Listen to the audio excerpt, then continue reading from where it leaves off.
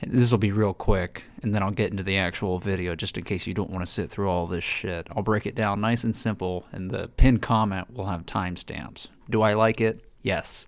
Would I recommend it? Short answer, yes. Long answer will be explained in the video. Should you get one? Me should put it better than I could. Like the Vityaz? Get one. Just want a 9mm AK? Get something else. Is it really a clone of the Vityaz, or is it just aesthetic? Clone probably isn't the right word. There are a few small issues, mostly fit, finish, and material used, but in my opinion, I would say that it's a faithful attempt at a copy of something normal people can't get. I commend KUSA for making this product. Maybe if enough people like their Saigas and Vityazes, they'll hound them enough and they'll start making SVDs too. Is it worth the price? Considering there are no other American-made Vityazes, they could charge whatever they want. That being said, I think it's fair. Any serious issues? No. Asterisks. Maybe. I'll talk about it later. The video will consist of me nitpicking the shit out of this rifle, even though I'm happy with it. Gentlemans, welcome back to the shop. Today, a treat especial. Hey guys. As a birthday present for myself, I bought a KR-9.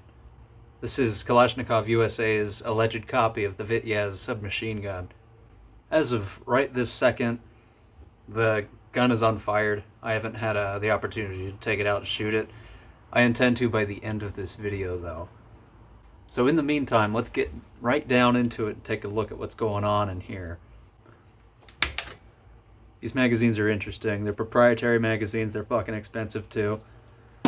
The rest of it, it looks pretty good. Just for a size comparison, let's compare this to a Bulgarian AK-74. About the biggest difference here is just the length of the receiver, and I guess the dust cover anyway. But I'm willing to bet that the only reason they made it shorter was because the magazines are shorter.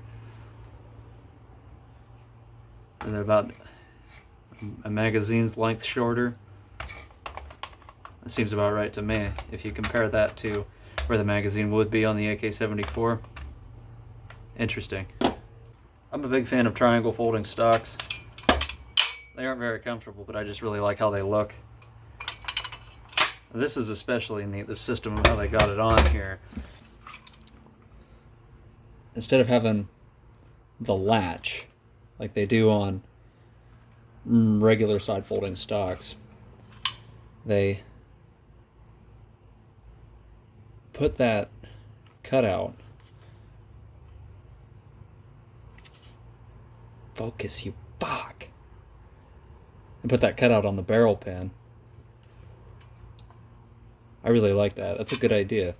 It sure makes things a lot simpler than having to cut that square in here and then drill all the way through your trunnion. This is a much simpler system. And I especially like how the bottom lip of it touches the part of that trunnion right there. You don't ever have to wonder if you have it in deep enough or not. Right, guys? With the disassembly, right off the bat, I've kind of noticed something that's not exactly a problem, but it's a bit annoying. See that mark? These two marks? Right here and right here. Whenever you go to hit the dust cover, it's spring-loaded. That's neat. You know, it's an interesting feature. Everybody talks about that. Right where that mark is.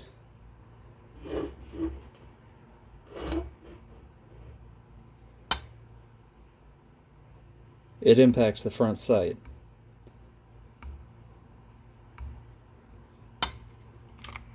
And even if you have the sight all the way up, it hits right there too. I wish they had like an over travel stop on here, so it would only go up like that high and not gouge the shit out of it. Now right off the bat, I noticed this. See that? Sticking out of there? That's a chip from whenever they drilled this hole right here to put the rivet into the trunnion. They didn't bother to remove that chip before they put the rivet on. But looking down underneath it, it doesn't look like it fucked with the rivet or anything. Just gonna bend it off, and whatever they coated these receivers with, that chip, was in the way whenever they had sprayed it down.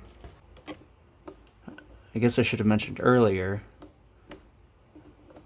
that this rifle cost me $1,094 to have it shipped to my FFL. So far, I don't feel like I got gouged or anything. It's just I'm a little unhappy with some of the things. It's nothing serious, though. We'll see. So that chip, and you can see the finish, lack thereof. Another part I wanted to talk about was up here in the grip. This gap right here, that's a significant gap.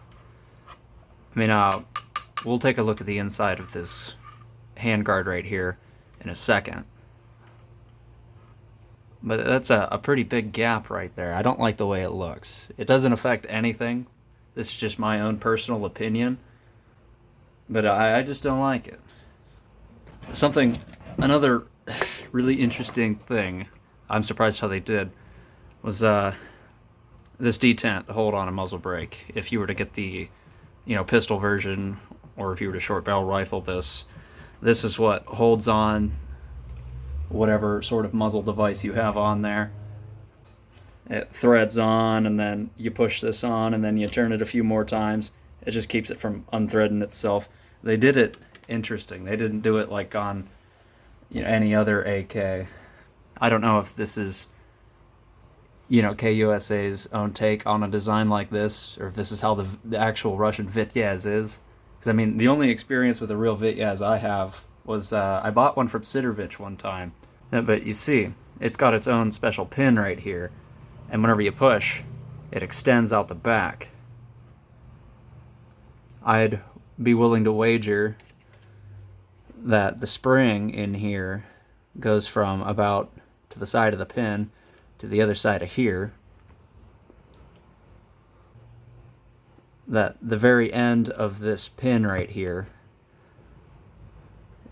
is just turned down just enough for it to extend out that hole, because they aren't the same diameter on both sides.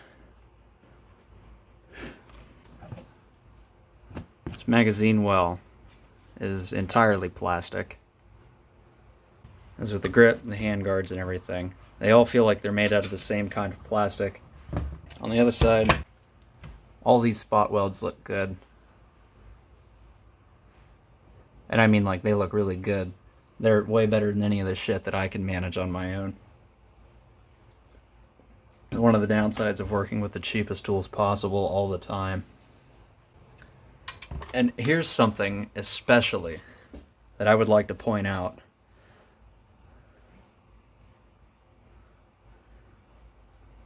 The pins that hold on the front sight block. They're like half the length of that hole,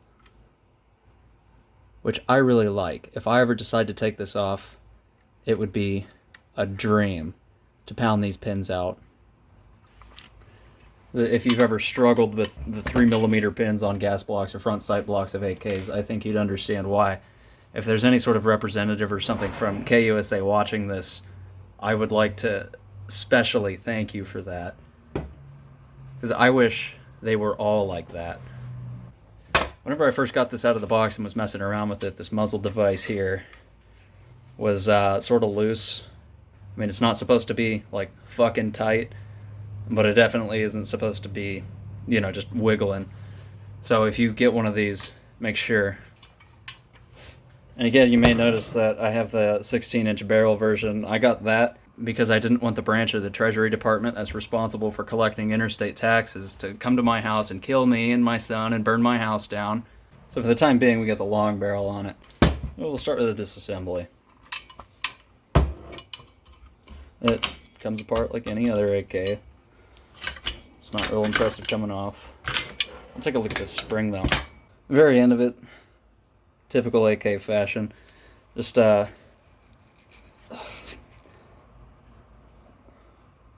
over piece of wire.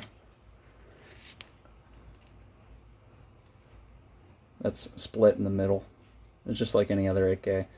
Focus, you fuck!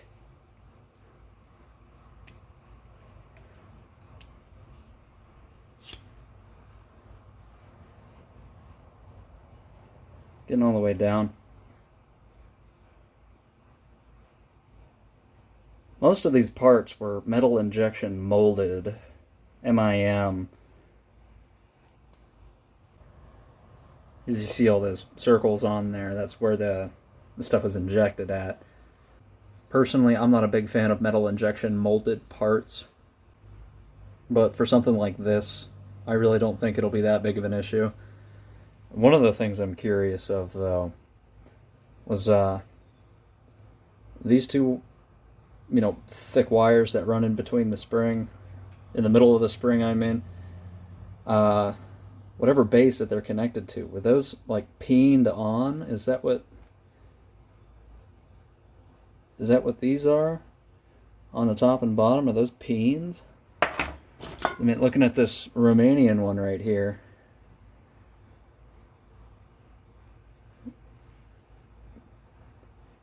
that isn't peened on. Like, if anything, and it looks like it was welded. The top of this was ground circular.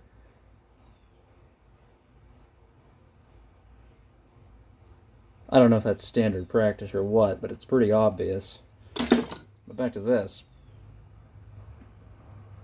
I think it looks pretty good. It's about the same length as a standard AKM recoil spring. I'd bet that these are interchangeable. But standard Euro surplus doesn't have this large block on the bottom. I wonder what that's for. Let's see if we can't find out, shall we? This is the European one.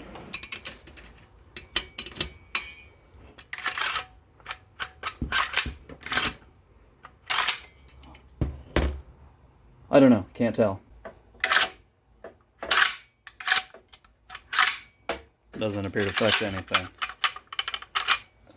Alright, I figured it out.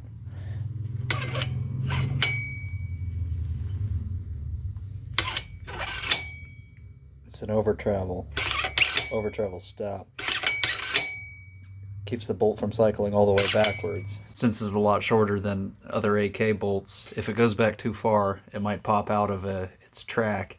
That's why it has this extra mass on here.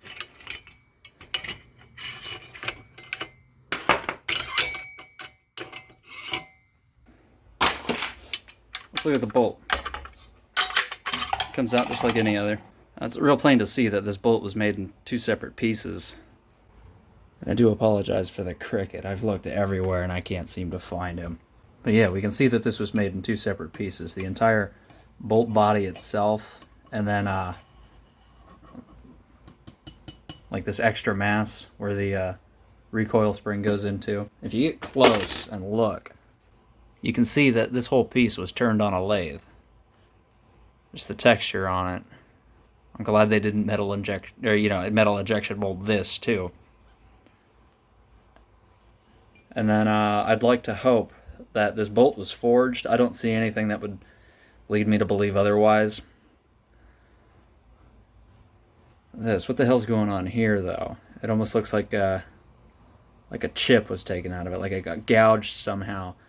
Like whenever they were facing off the face of the bolt. With whatever large end mill they used. Whenever they went to face it off.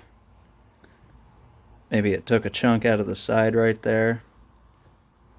Or maybe that's supposed to be like that for some reason, I'm not sure. Now, here's something pretty cool that I haven't seen anybody talk about yet. This button right here, whatever this is. What is that? I'll show you. It's an out-of-battery safety.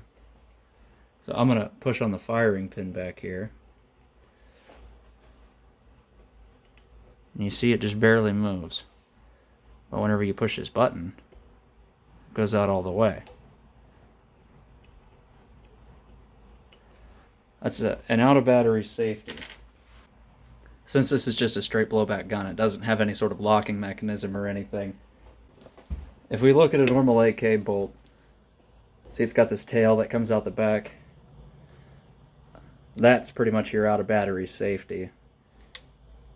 Because if the bolt isn't in the locked position,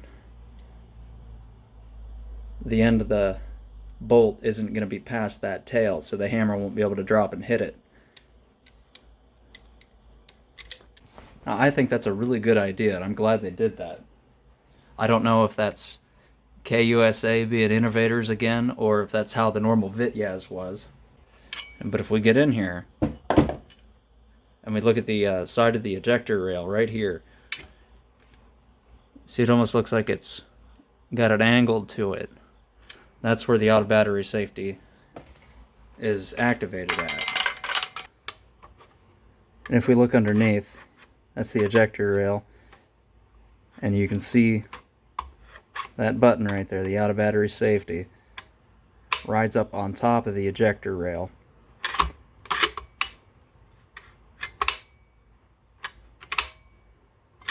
That's what makes sure that the bolt is far enough forward for it to be safe to fire. One of the things that annoys me, though, whenever you're working on this thing, this dust cover is always just going to be up.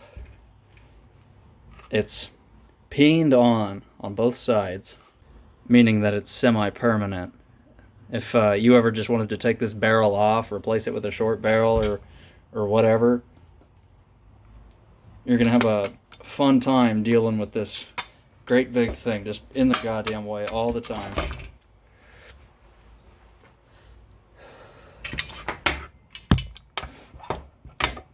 Knocking into your fucking camera and shit. On the bottom of the bolt, there's two dots right there. You know what I think those are? Hardness testers. Hardness testing marks. Test the hardness of the actual body of the bolt itself.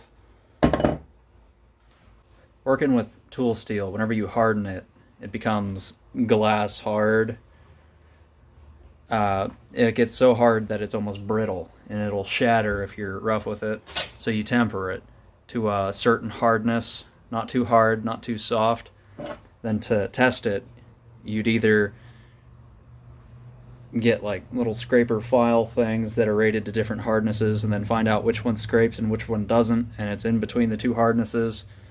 Or you get the same thing except center punches, pretty much. So I wonder, do they get like two center punches to find the hardness, one under the hardness desired and one over the hardness desired? Because the one under the hardness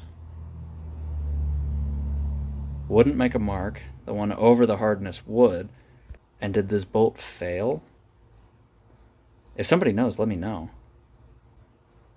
Or was whatever they used to test this supposed to make a mark both times? They did it twice for good measure or something? This mark right here corresponds with the top of this right here. I wonder why that rubs. What's going on in here? And that gouge on the bolt looks like it hits right here. See that exposed metal? It isn't finished like the rest of it, it's worn. That's the rivet on the other side. So I wonder if one of the ends of the rivets got kind of squeezed out more towards the back, and it took a chunk out of the bolt whenever it was being cycled.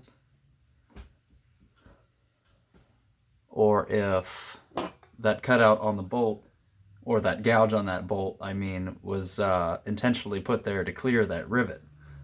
It comes apart just like any other AK. Safety up, take it out. It's got a little retainer in here. I think that this is an in-house product at KUSA, because I've never seen a retainer like this before with that thin and slanted of a lip right here. I think they make these instead of just buying them.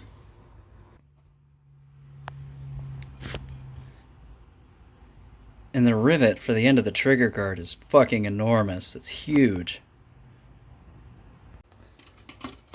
The fire control group looks completely standard.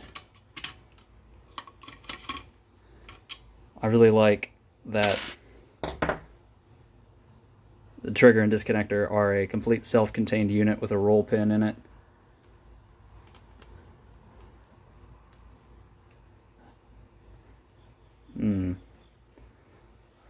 I actually think that this came with a spacer in between the disconnector and this side of the trigger.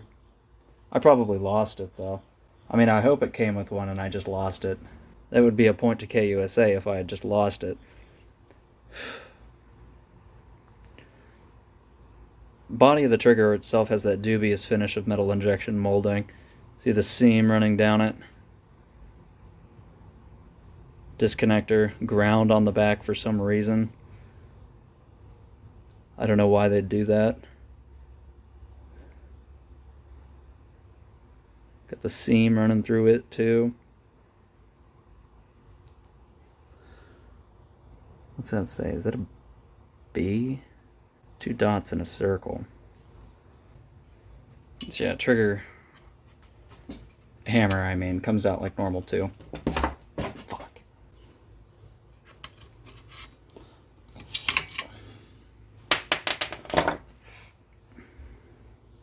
I think it's weird that they made their own hammers and triggers and disconnectors, because other than the like Tapco logo, I really don't see the difference between them. They're metal injection molded too. I wonder why you do that. Make your own triggers instead of buying pre-made triggers. Was it cheaper to make the tools and dies to make these triggers than just ordering 10,000 from Tapco? I'm not sure. But one of the things that annoyed me about this $1,094 gun, watch this. This is the axis pin going into the hammer holes for the hammer.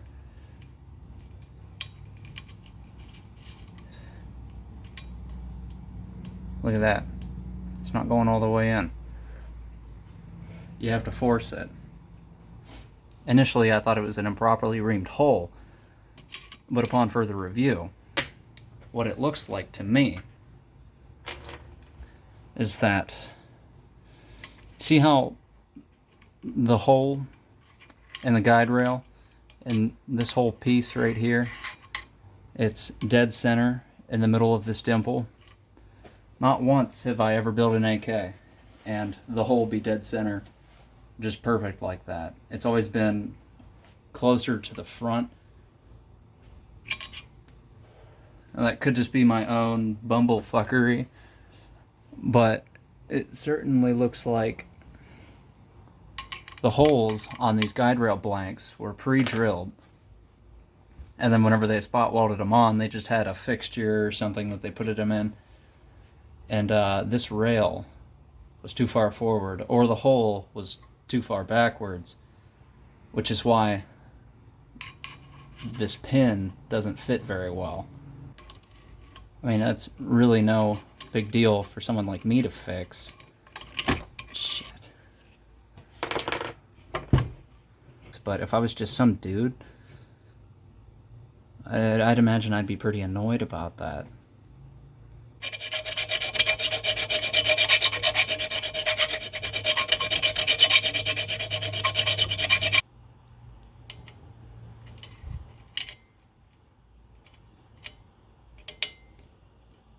That's much better. Another nitpick I have is the rivet for the center support. This guy right here. You see how it's like egged out on top? It's got that angle on the inside right there, and it comes out. Whenever they were pounding that rivet, They just had something flat, and they just set it on there, and they just squished it out.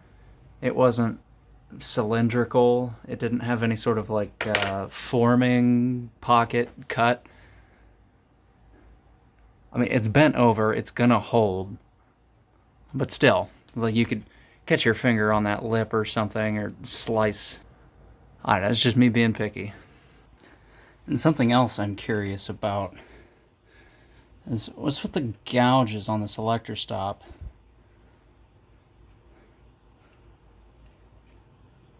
I wonder how they managed that.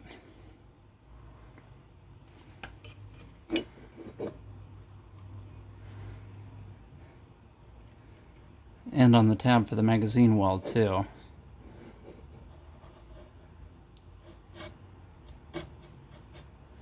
Hey, there's a pretty good view inside here of what I think the problem is. The guide rail's too far forward. I'm just gonna get my little circle file, my little, chainsaw file, and get in there and clean that up. Be nice and easy. Another thing, look at the wear pattern on the side of the receiver. And then on this side, it's only got those two little ones. Get a load at what's going on inside of this $1,094 gun. Is that supposed to be bent as fuck like that? You see that?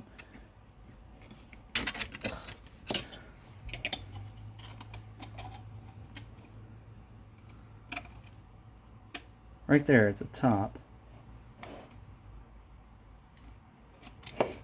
The other side doesn't like that. Except for a very little at the end here. Wonder what in the world's going on there. I'm taking a look at the left guide rail here.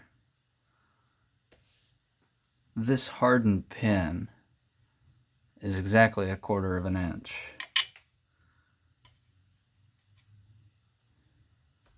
And it doesn't fit between the top rail and the guide rail.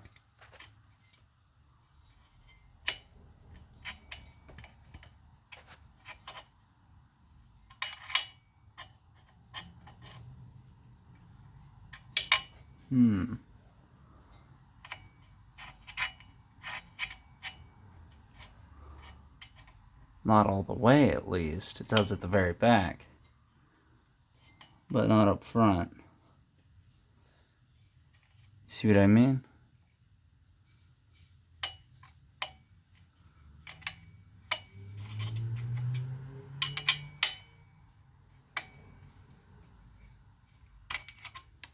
That means right here, these two rails are exactly 1/4 inch apart, but up here, they're slightly less. It's supposed to be 246 thousandths, and as you know, 1/4 is 250. I've always just used 1/4 because, things like 4 thousandths, whenever it comes to AKs, it doesn't really matter. But that would mean that this rail right here is canted slightly up. Certainly not enough for it to matter, but it is. Another thing I'd like to point.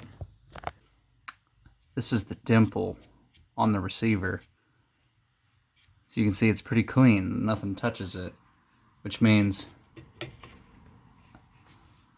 the magazine doesn't touch it, meaning that these dimples on the receiver are pointless. They're just for looks.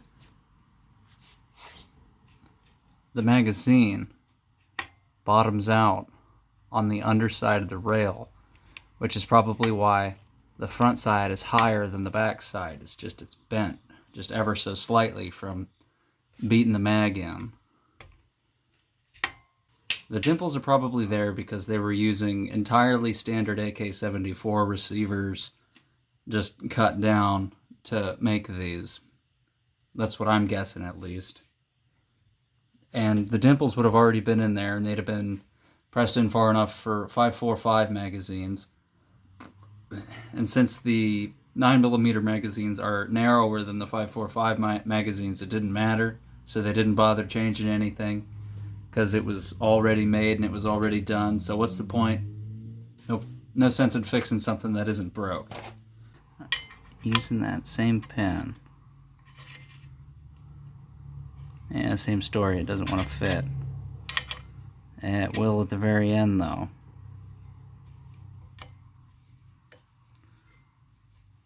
What likely happens over time is that these rails wear in enough to where they're ever so slightly pushed up on the front, which would lead me to believe that these were spaced at 1/4 inch instead of 246 thousandths.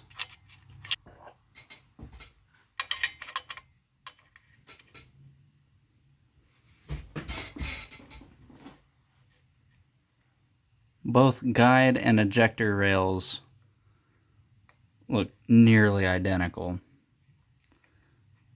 This one's maybe a hair longer.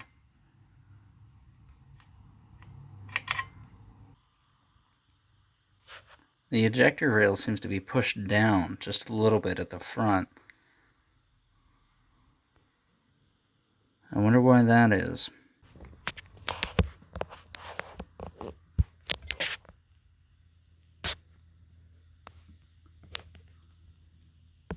And I've always had a hard time with these 4 rivets right here, even with the jig. Looks like they got them just fine though. Uh-oh. Is that a seam right there? Is this trunnion metal injection molded?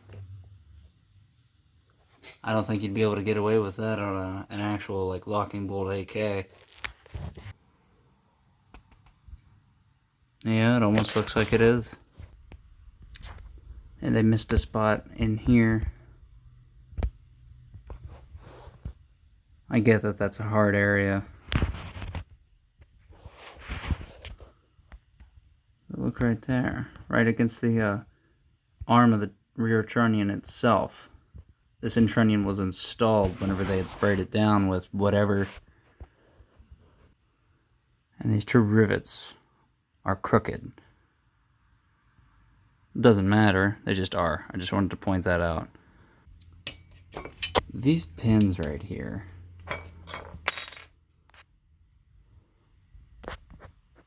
These pins are a huge pain in the ass to install with this spring.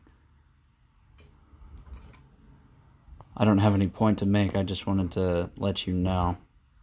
So right about here is where I started getting annoyed with this rifle. The gas tube, upper handguard, whatever you call it, comes out the same way any other AKs comes out. I'm very pleased with this latch. Yeah, I didn't have to get the pliers out or anything to get it off. It's a good latch. I'm happy with it. Yeah, it's a little tight, but that's good. This fucking spring. I'll talk about this spring in a minute. It'll make more sense why it pisses me off so badly. But the front of this. Yeah, that's right. Take a look, guys. It's ground. What the hell were they doing? I think the original Vityazes would have been made using as many AK parts that they could just make as possible. So what they probably did whenever the Russians were originally making the Vityaz is that they just had like a normal AK-74 gas tube and then just cut it where it needed to be. You want to use as many parts as what you have tooling already made to make as possible. I wonder why KUSA did that though. They didn't have to. Are they going out of their way just for authenticity? If so, good on them. But it looks like they had just, put it up against a bench grinder or something. It's hard to tell which way the grinds were going.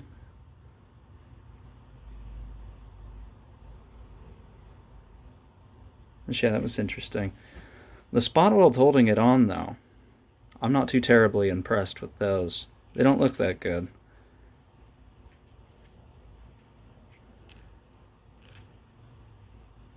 And I wonder why they spot welded it instead of just tacking it with a TIG welder. You know, like on a... Motherfucker. Like on this European one. As you can see, those are just little tiny TIG welds, just to hold it on, just to keep it from coming off. This plastic is chintzy at best. I don't like this plastic. It looks cool. I don't like the way it feels, though. And this spring pisses me off. I might cut this off with the Dremel. Whenever we go to install this, that spring always wants to make it twist to one side. Like, really fucking bad. It's a pain to put this back on. Unless you want to smack it around. Here's where I went from unimpressed to unhappy. I was unhappy with this latch. So the thing's a fucking bear to get on and off. And whenever I had originally taken it off, it was gritty. You could hear the grit. Take a listen.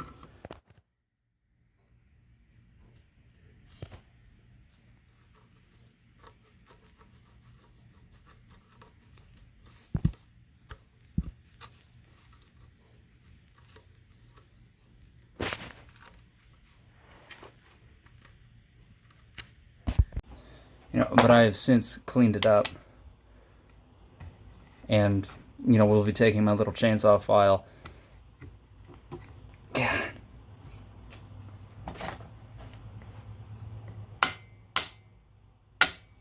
I mean, look at how fucking tight that is. And it's almost like it's pressed on.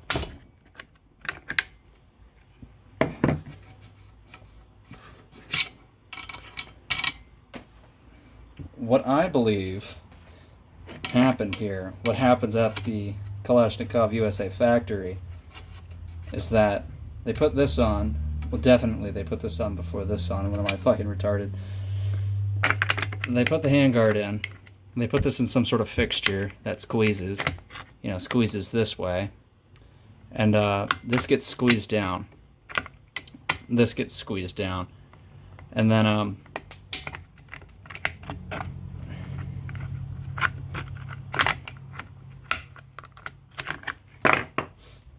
like, as it's being squeezed, they just find, you know, like the lowest point it'll squeeze to.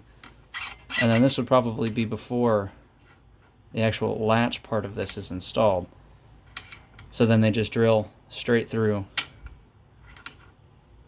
the latch, so they don't have to dick around with having proper spacing to get into that hole, which would explain why it's so tight.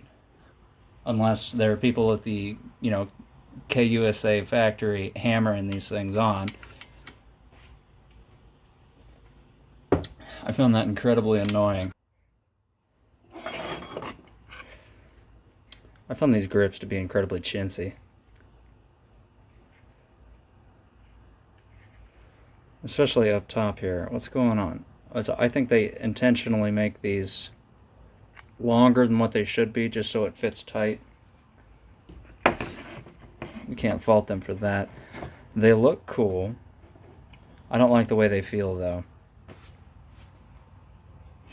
That's an aluminum heat shield in. No. That's a steel heat shield in there. They had subverted my expectations. I figured they'd just use aluminum. That's good. I like that. I like that they used steel instead of aluminum. So I wanted to take a look at the TIG weld on the folding stock too. Fuck. You can see how it was welded. Of course. And it starts out thick here. And then gradually gets shallower as it goes along. Whenever you're welding really thin material, you need to watch how hot it gets, because the hotter it gets, the quicker the metal will flow, and the more filler that you'd need. This is pretty thin stuff. This is on the right side of the gun. So on the left side of the gun, these were probably done at just about the same time. You can see that whenever they started their weld, they started right here, where these two pieces weren't joined. But they didn't form a puddle between this piece and this piece. It just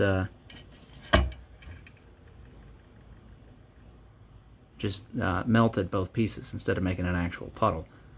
You know, and then they have a really shallow, anemic looking puddle that runs to the end. I know exactly what happened too, because, you know, I do this kind of stuff every day. But I don't give a fuck about my job. Makes me wonder what's going on here. It's not very good welding.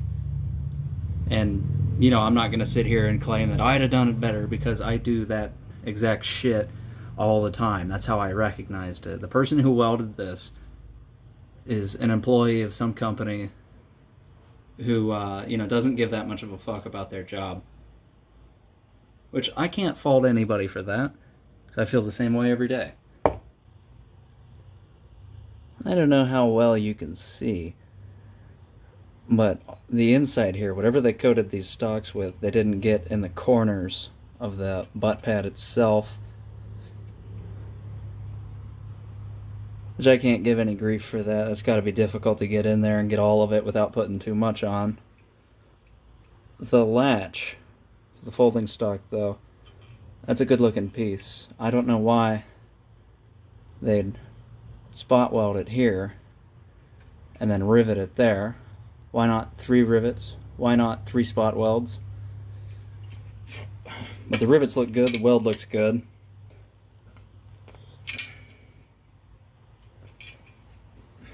The button. This button. Pretty stiff. Which we'll wear with time. That's not a complaint.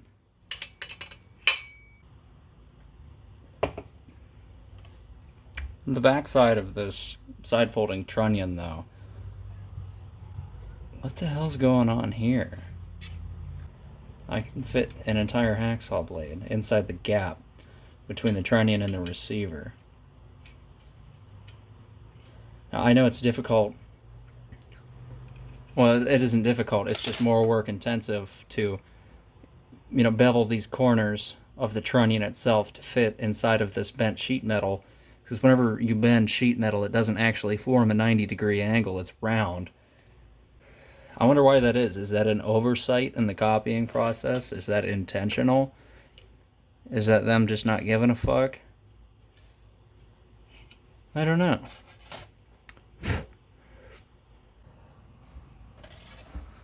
The Y stamp for the, well, where the auto sear axis pin would go is weird. See how much longer this one is than this one? I wonder what the hell's going on here. Another curiosity is the rings on the receiver around this rivet. Whatever tool that they were using to squeeze these rivets made contact with the receiver and left that ring. Some on the other side too. As you can see here and here, right above their logo. I wonder how they put these rivets on. I wonder if they used like an actual rivet gun, or if there's just some dude with a rivet jig, you know, like AK Builder's rivet jig. I look down inside the bolt here. That pin at the very front.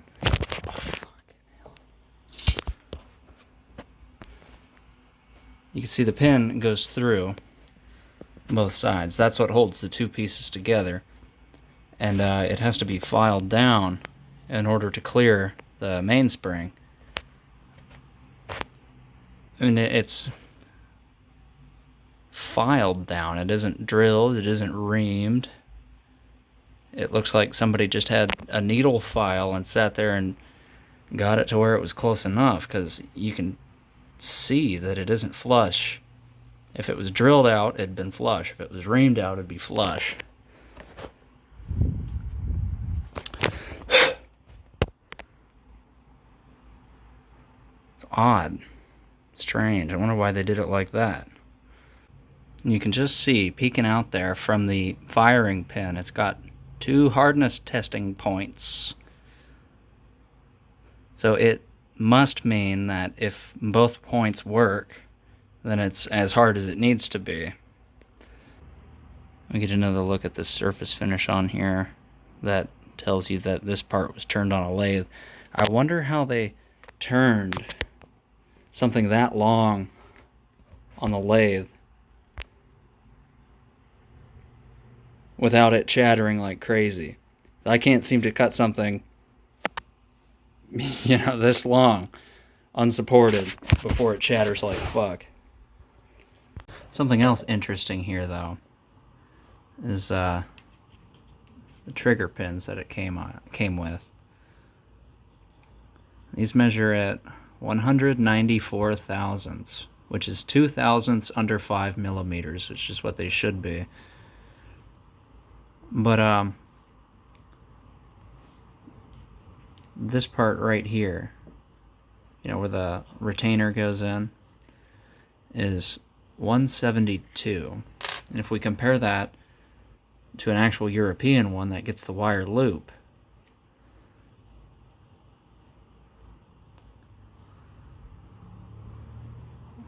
$191, about 20 thousandths smaller.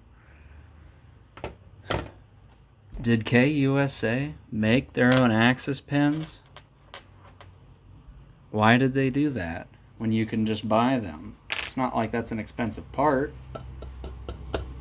And I'd imagine if you're buying 10,000 of them at a time, it's a lot cheaper than just getting 1 or 2 for $1 each. That gap is a lot wider too, so I can feel there's some back and forth compared to the European one.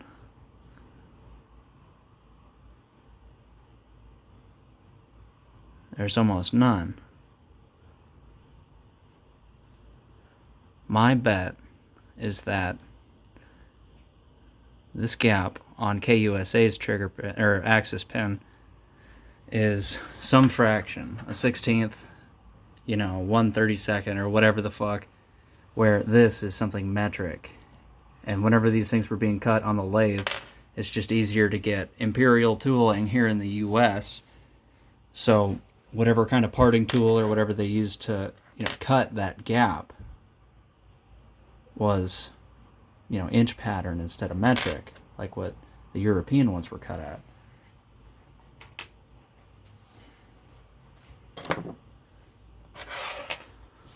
The safety lever. This is a stamped part, the actual body of it. I wonder how they did this texture here, this knurling or whatever you call it. That's stamped in. But this part, metal injection molded. How did they connect them? You see how you see how that's not a very perfect circle? How it's kind of shitty, like right here, like kind of swelled out. Is that a friction weld? Did they friction weld these?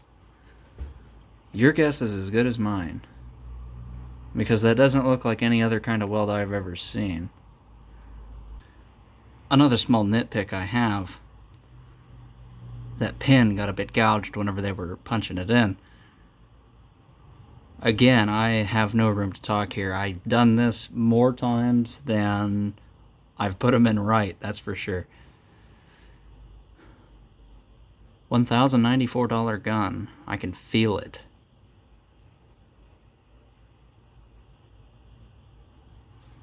Is that an acceptable amount of slop? The actual grip itself doesn't really feel that impressive. I mean, it feels okay. That's just my personal preference. I'm sure a lot of people would like that over the standard. Not me, though.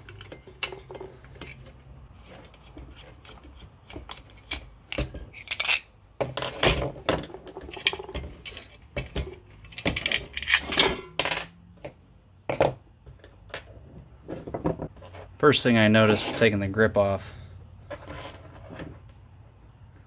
KUSA's, whatever you call this piece, handguard screw thing.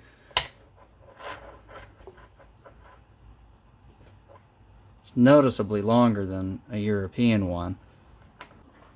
This is a European thing, a European screw, and then this one is Kalashnikov USA's.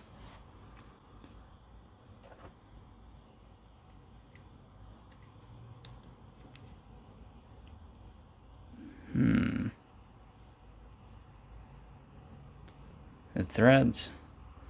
So they bothered to make this metric. That's interesting. You'd be able to use, a surplus grip screw. But I think I'm going to put my own back on instead of theirs. This is my favorite grip. Out of all of them, it's my favorite. I'm going to use their hardware, though. I think that looks much better. I've decided I don't care much for this furniture either. So I'm going to do something about it.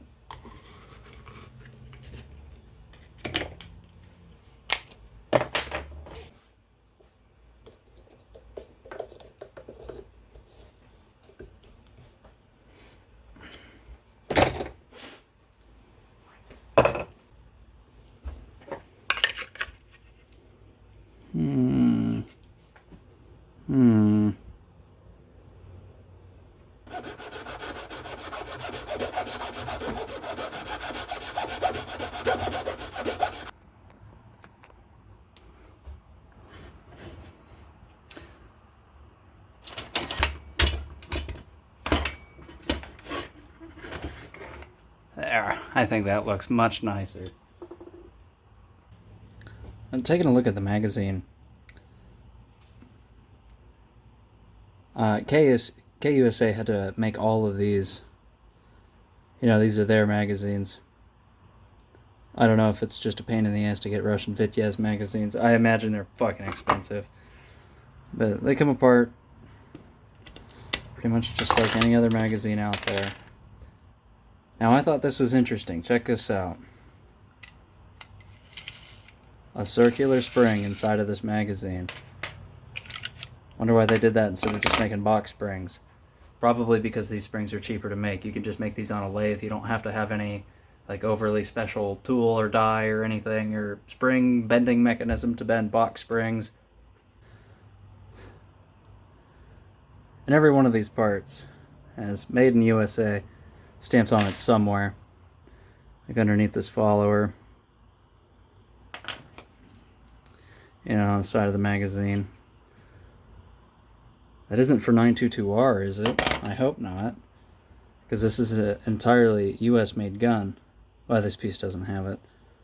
So 922R wouldn't apply to that, since it's not made out of any foreign parts.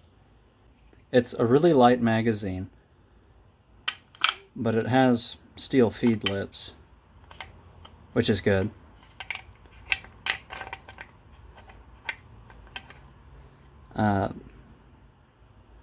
The lug for the magazine isn't steel, though. That's just straight up plastic. I wish these magazines were $40 fucking each. And I really wonder the purpose of that lip right there. and the corresponding hole on the follower. I mean, you're not going to put this together wrong, because you can't. And because of the pocket, the cavity, because of the shape of the cavity on the inside of the magazine, it's not like it's going to misalign itself. I wonder why they did that. Just to make sure the cartridges are in line. Something else I didn't notice until right now. Take a listen.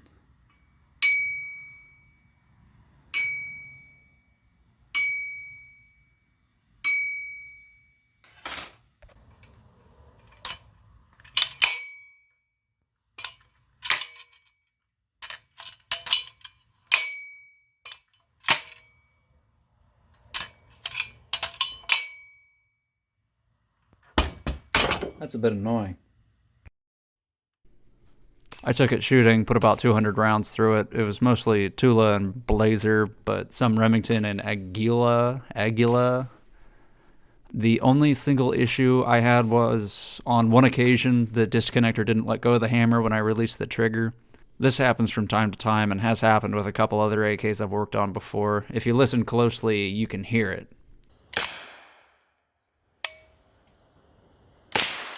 For unknown reasons, I filmed the tree and not the rifle. This issue is very easily corrected, and is caused by a rough surface on the trigger or disconnector. It wears with time, but if you don't want to wait, it's a simple task to take some sandpaper to the contact surfaces. My biggest issue with this rifle, though, is just how gassy it is. I'm the kind of guy who pretty much only eats cheap but long-lasting things like potatoes and eggs and dried fruit. I also have a weakness for cheap beer. I'm no stranger to uncomfortable and unpleasant smells, but this is a bit ridiculous. Look. This is an excessive amount of gas coming off this gun. Mac had briefly touched on it in his video. Woo! It is gassy. I'm not gonna lie about that. Man, this thing gets a lot of gas in the face. Woo! Eyes are burning. And I'll freeze my video here. These are different bits of shit flying out of the gun. Unburnt powder, soot, etc. This one here you can see it spark. Powder still burning when the case is ejected. Looking at some of the spent cases, you can see very obvious scorching on them, meaning that the case is still extracting while the barrel is still pressurized from the burning powder. The back pressure from all the gases pushing the bullet vents the remaining gas out the chamber and into the receiver, instead of the bolt hanging out long enough to let the excess pressure inside the barrel equalize. I had two theories of why this was. One was a higher dwell time than what the gun was designed for. Dwell time is the amount of time the cycling system of a gun is under pressure from the burning gases. Dwell time is usually only discussed with gas-operated firearms, but I think it's applicable here too. But anyway, since I have the 16-inch barrel version, the bullet spends almost twice the amount of time under pressure before exiting the barrel. Now, remember, the amount of time the bullet is in the barrel is measured in thousandths of a second. It gets pretty quick, but my theory was it didn't get as quick as it would if the barrel was shorter, like how the Russians originally made it, or on the pistol version. So on the shorter barrel versions, the bolt starts to open right as the bullet leaves the barrel, equaling the pressure, not venting noxious gas and burning powder into your face and eyes. But looking back at Mac's video and the other pistol version shooting videos out there, this doesn't seem to be the case. Theory 2 has to do with bolt weight. Straight blowback guns have nothing that physically holds the bolt closed until the bullet is fired. They rely on the mass alone of the bolt to hold everything shut. This is first day physics class kind of stuff, not that hard to understand. An object at rest stays at rest, an object in motion stays in motion with the same speed and in the same direction unless acted upon by an unbalanced force. When the primer is struck, the powder ignites, and the gases from the gunpowder create pressure. This pressure pushes out in all directions equally. Since the chamber and the barrel is made of materials that strength is stronger than the pressure coming from the gas, the pressure can't expand into it, leaving only two directions it can expand into, forward through the barrel and backwards into the bolt. The case and the bullet want to fly apart from each other with equal force. This is bad news for the shooter, since you, for all intents and purposes, have an explosion going off in your face. Longer delays also mean that the gun in question has a lower likelihood of having issues like case head separation. That's where the case breaks in half on the inside of the chamber, but you don't really have to worry about that much with just 9mm. This is where bolt weight comes into play, though. The case is pushing backwards into the bolt with a huge amount of force. Objects at rest tend to stay at rest. Have you ever tried to move something heavy? You're pushing like fuck, trying to get the thing to move, and all of a sudden it's like you break something that was holding it down, and it gives, and it moves so much easier. It's the same shit. The bolt is holding it in place, that is, until the force from the case pushes hard enough to overcome the weight. The higher the weight, the higher the force required to change its speed and direction. You can calculate the amount of force a detonating cartridge has. Then, with that, you can find the ideal weight for delaying it long enough for the pressure inside the barrel and chamber to drop to a safe level. When doing this for bog standard 9mm, you find the weight should be right around 1.5 pounds, or just a bit more. I weighed the bolt for my rifle, and it came out to be right around 1 pound exactly, or just under 490 grams for all the foreigners out there. All of a sudden, the amount of gas in your face and scorched cases start to make sense. The bolt isn't heavy enough to hold the case in place long enough for the pressure to safely vent out the end of the barrel. Now, I'm not trying to imply that the KR-9 is unsafe to shoot. I shot it and I didn't feel like I was in danger, and trust me, I have shot guns where I've felt that before. Those are stories for another time. But the excessive gas issue could be solved by using a heavier bolt. Problem is, though, there isn't exactly much room on the inside of that receiver to be adding about 1/2 pound of mass. If I come up with a workable solution, I'll make a standalone video about it, but in the meantime, I'm going to do what the guys at KUSA likely did and decide that it's good enough and just wear safety glasses when shooting, like what you should be doing anyway. Yeah, but years ago, I had vowed to never buy an American-made AK, just on principle and philosophy. American-made AKs are made to make money. Yugoslav AKs are made in defense of a nation. I've acquired many guns in the past 7 or so years, but this is the first gun I've filled out a 4473 for since around 2013. I am repulsed by the amount of metal injection molding on this rifle, but I understand why it's there. Some people out there might question the viability of a 9mm carbine in the days of short barrel 5.56. Those people are tards who incorrectly believe every gun out there needs to be a combat weapon. So far, I've really enjoyed this rifle. I give it some number out of an only slightly larger number.